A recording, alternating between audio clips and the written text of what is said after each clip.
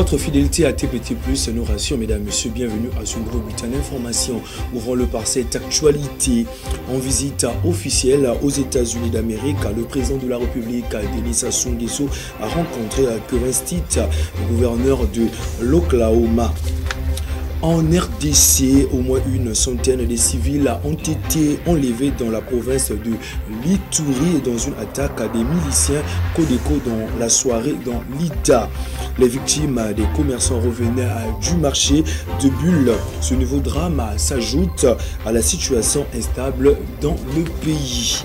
Au Gabon, plus de 900 000 électeurs sont appelés aux urnes ce samedi 27 septembre 2025 pour le premier tour des élections législatives et le tour unique des élections locales.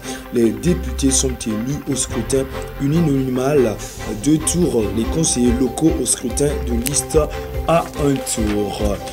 Au Madagascar, en marge des manifestations contre les coupures d'électricité et d'eau qui ont fait au moins 7 morts, le président malgache a limogé hier vendredi son ministre de l'énergie pour tenter de calmer le mouvement de protestation qui a appelé à une nouvelle manifestation ce samedi.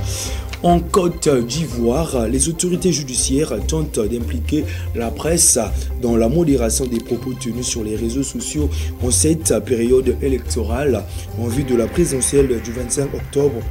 Cela afin d'éviter les dérives sur Internet. Enfin, à Gaza, un État palestinien serait un suicide national pour Israël.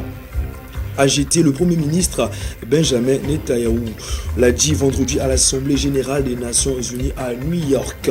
L'avenir de la Palestine et la guerre à Gaza ont dominé les discours des dirigeants du monde cette semaine et plusieurs initiatives sont dans l'air.